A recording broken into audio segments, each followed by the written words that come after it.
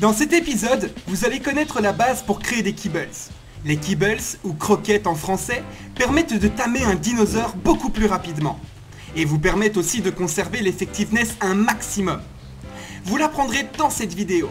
Mais tout d'abord, nous n'avons pas de fumée sans feu. Nous n'aurons donc pas de kibbles sans jardin. Au lieu de vous raconter mes aventures, je vais vous les partager. C'est parti mon Kiman, replonge-moi dans mes souvenirs. Bizarre, est-ce que t'es là? J'ai besoin de ton aide. Qu'est-ce qui se passe? J'ai trouvé un T-Rex niveau 100, j'ai besoin de ton aide pour aller farmer de la romite. Non, il va te falloir une éternité avec de la romite, mec. Le meilleur moyen, c'est de faire ça avec des kibbles. Tu gardes l'effectiveness du dino en plus. Ah, mais comment on fait de la kibble? En premier lieu, pour faire cette kibble, il y a 3 étapes. Le jardin, la cuisine et l'élevage. Commençons par le jardin. Cette étape consiste à faire pousser les différentes variétés de légumes. Il y en a 5 qui nous intéressent.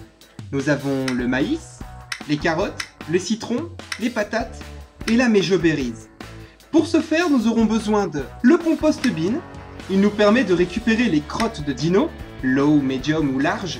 Plus la crotte est grosse et grande, et plus le fertilisant sera puissant et alimentera plus longtemps.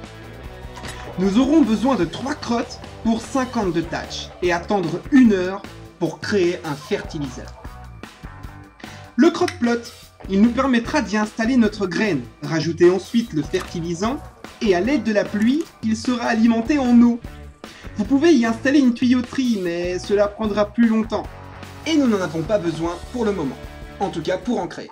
Il nous faut à présent une cuisine pour conserver nos légumes, notre viande crue ou cuite et nos futurs œufs.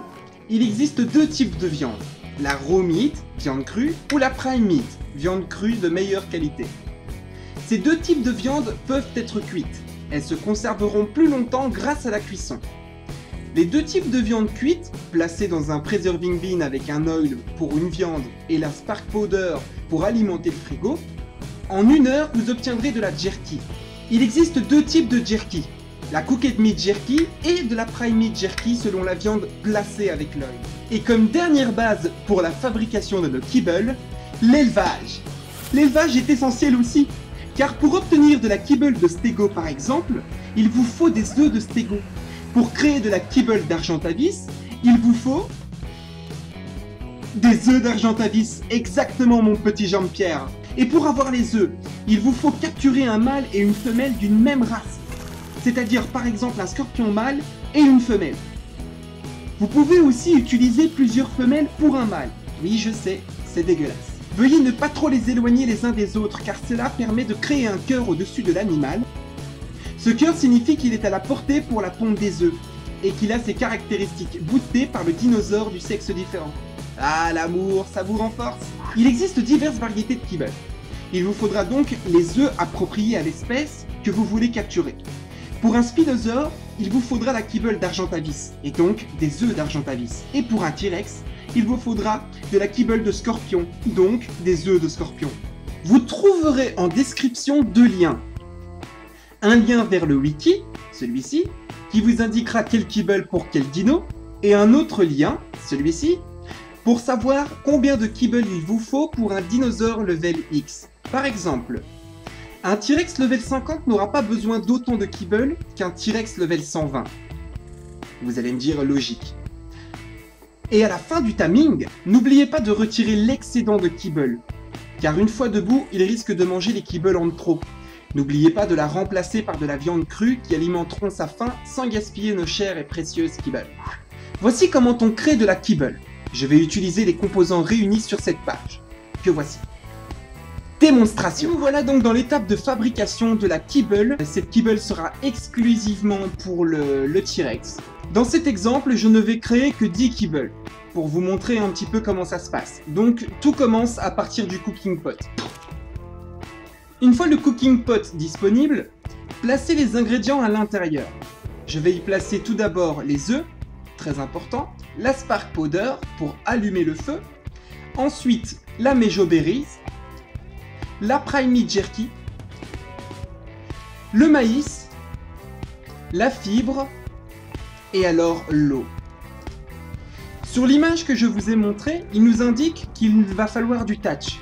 Je ne suis pas sûr que pour créer une Kibble il faille du touch. Je pense que ce n'est juste qu'un combustible pour allumer le cooking pot. Sachant que le touch se consume beaucoup plus rapidement, il est recommandé d'utiliser de la spark powder pour allumer votre feu. Et voilà, nous avons notre Kibble d'œuf de scorpion de créer. Cette Kibble nous servira donc à tamer notre précieux T-Rex. Je rajoute ensuite les différentes bouteilles d'eau. Je récupère la Kibble de scorpion. Et il ne reste plus qu'à attendre. Et voilà, c'est terminé pour la démonstration de comment faire des Kibble. Nous allons passer à la chasse, c'est-à-dire aller trouver notre T-Rex et vous montrer comment on se sert de la Kibble. Vous devrez répéter cette action jusqu'à ce que la totalité des Kibbles requis pour le niveau choisi soit complétée. Une fois que vous aurez tout ceci, il vous suffit de partir à la chasse. Nous allons maintenant tamer un T-Rex avec plusieurs arcs arbalètes au cas où si celui-ci se casse durant le combat et beaucoup de flèches narcotiques. Plus l'animal est épais et plus il faudra de flèches narcotiques. Lorsqu'un animal est inconscient, il vous faudra placer la Kibble à l'intérieur. La fréquence à laquelle il mangera sera plus longue qu'avec de la simple viande, car la Kibble rassasie beaucoup plus le dino et sa barre de timing monte plus rapidement. Avec de la viande crue, vous auriez mis 8 heures, tandis qu'avec de la Kibble, vous auriez mis 1 heure. Sacrée différence, n'est-ce pas? De plus, l'effectiveness sera conservée un maximum. L'effectiveness permet à l'animal de monter de X niveaux à son réveil. Par exemple, si le dinosaure est niveau 8, avec 3 niveaux d'effectiveness, à son réveil, vous le verrez niveau 11. De plus, ses caractéristiques aussi seront augmentées. Vous aurez alors droit à 50 niveaux pour votre dinosaure. À chaque niveau, vous pourrez choisir dans quelles caractéristiques l'augmenter. Aussi, chaque dinosaure possède ses propres boosts. Il est possible que 2 Ptera niveau 10 ne possèdent pas le même nombre de points de vie, de stamina, de poids, etc. Nous pouvons remarquer ça à ces points plus élevés dans certaines caractéristiques que d'autres. C'est ce qui rend unique notre dinosaure. La vidéo est terminée, j'espère que cela vous a bien aidé à capturer des dinosaures très puissants en peu de temps. Si la vidéo vous a plu ou qu'elle vous a aidé dans votre démarche, n'hésitez pas de lâcher un petit like et un petit commentaire, ça fait toujours plaisir.